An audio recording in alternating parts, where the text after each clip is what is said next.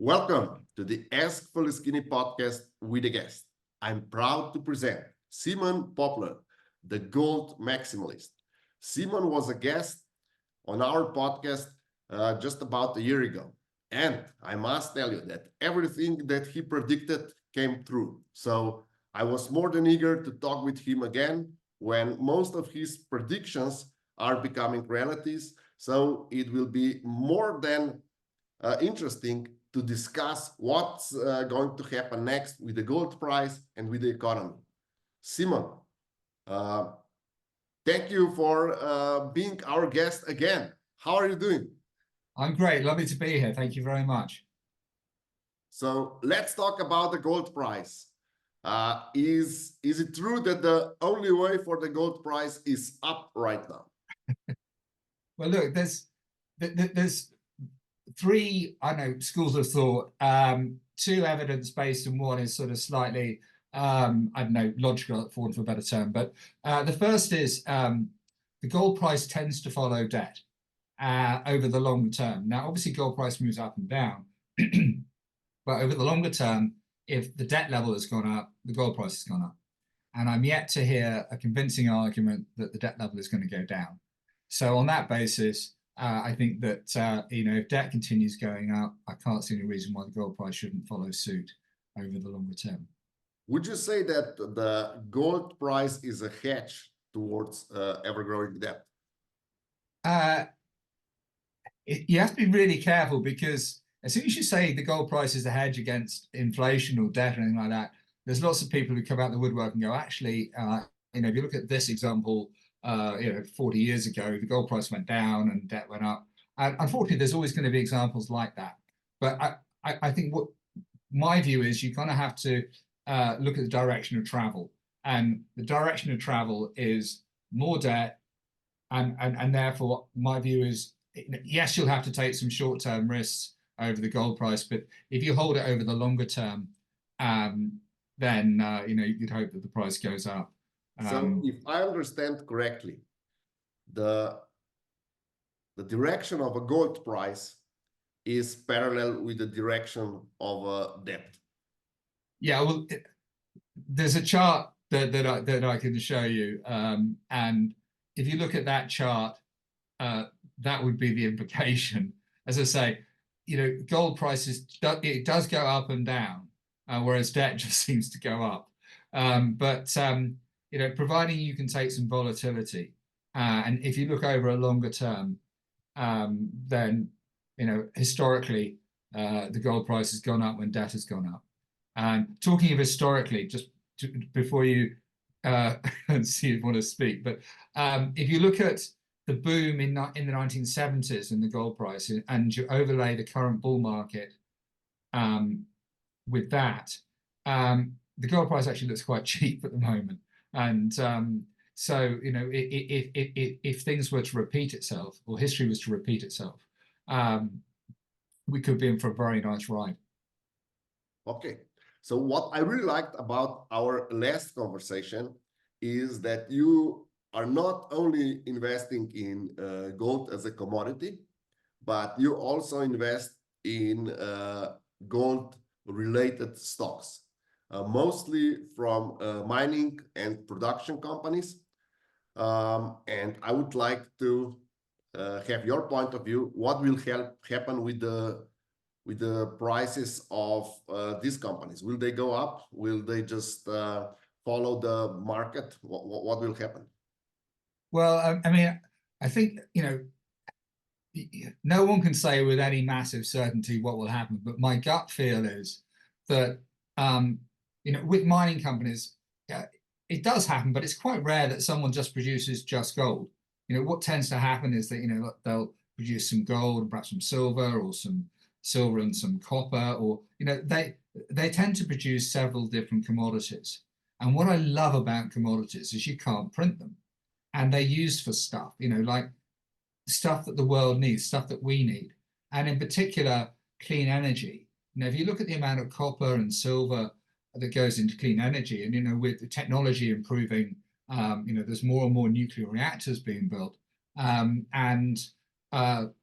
so I think there's more demand for uranium and things like that. So, what I like about this business is you can get a diversified portfolio together. It can be anchored with gold, but because you've got diversity, you've got several commodities. Chances are they've got operations in different countries. So you've got geographical diversification as well.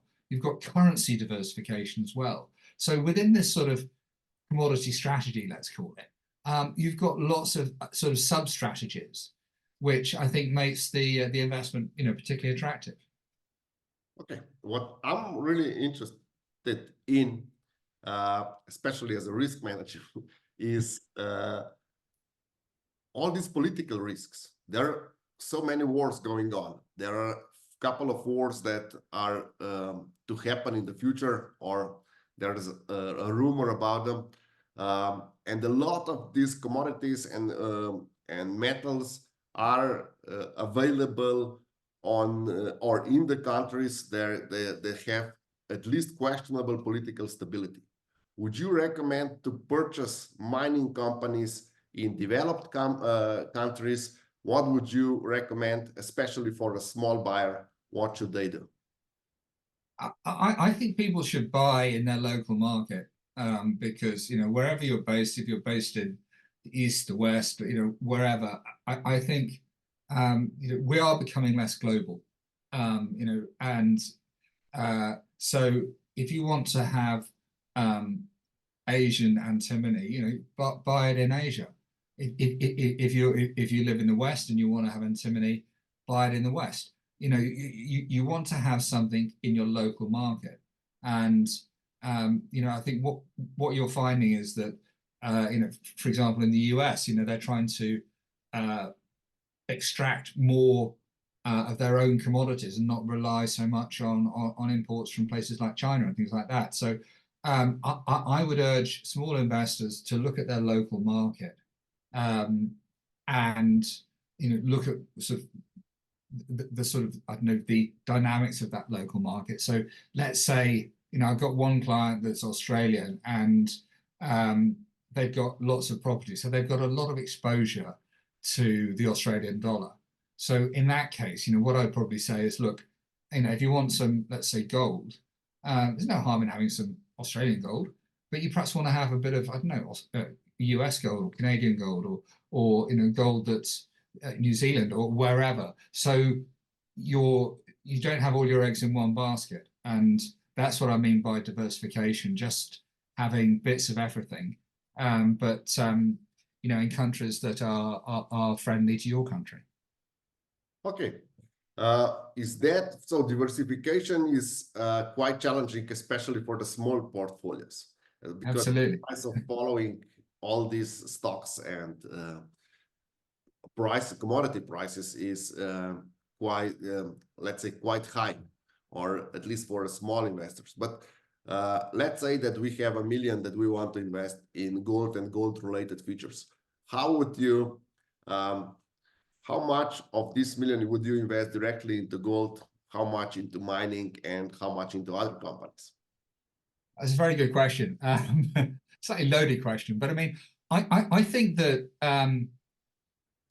people have, when they invest, I call it my 1, 2, 3 strategy.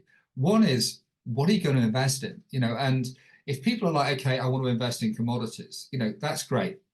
But the next question is, how do I want to invest?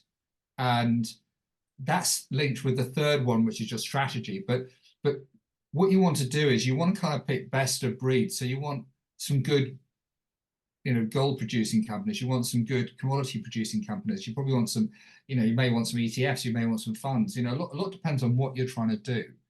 And I think that people kind of almost forget what they're trying to achieve. They say, oh, I want to invest in gold. So they'll invest in Newmont. Now, Newmont's a producer, but that doesn't really give them perhaps the exposure they want to some explorers, or perhaps doesn't give them the exposure they want to let's say silver. And so what people need to think about is what's my goal? What do I want to achieve? Am I looking for dividends? Am I looking for capital gain, where do I want my investments? And that's the kind of stuff, I help people with. And then once you've got your kind of what I describe as almost like a menu, I use a fantasy football format. So we've got a sort of list of players who play for, let's say, Man U or something. And then what we then do is we then sort of take that and say, right, let's look at your goal a bit more clearly. And let's say you've got someone who doesn't like risk and let's say older, then under my fantasy football format, I'd probably say, right, you want to have more defenders and put more money into your defenders, your goalkeeper, and your stadium, and less money into your midfielders and forwards. Now, a forward, under my analysis, would be an out-and-out explorer. So you're still getting a bit of the magic, but you've got less money in it. And a midfielder would be an explorer that's actually going to development or only been producing for a few years. So they've got track record, but not a massively long track record. But again, it's all down to risk. But I think if you want to be exposed to the sector, I would suggest having a bit of money in each. So going back to your question, you've got $1 million. I think a lot depends on where you are on the risk curve.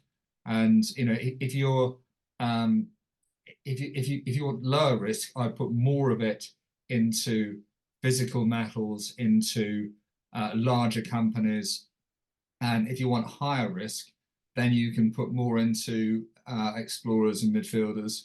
But we need to remember it's a team game, and you can't play football without a goalkeeper. So even if you've got a very aggressive strategy, you still need to have a goalkeeper. You still need to have defense. And so, but perhaps you put less money into them. Thank you. So I don't think there's any concern that gold is not a good diversifier for anyone. Especially entrepreneurs should have at least part of its portfolio in gold. Would you also recommend that also companies start loading physical gold as part of their hedge against inflation? Yeah, it's a good question. I mean, people always say you should match your assets with your liabilities and things like that. And I mean, I think I like gold because for me it's a proxy for cash. But the problem you can have with gold is obviously the price goes up and it goes down, and you don't want to be in a situation where the gold price is, let's say it has gone down, and you need to sell it because you need cash. So I personally would say you should always have at least 12 months of cash. But if you've got a company with lots and lots of cash and they don't need any more cash, and they're looking for investments, then gold is certainly an area that they can look at. Whether or not it's a hedge against inflation, sometimes it is. A lot depends on your currency movement. If your currency gets really strong, then it may be that it isn't. But if your currency tanks, then maybe it is. So what I say to people is, sometimes you should view gold as an insurance product as well as an investment.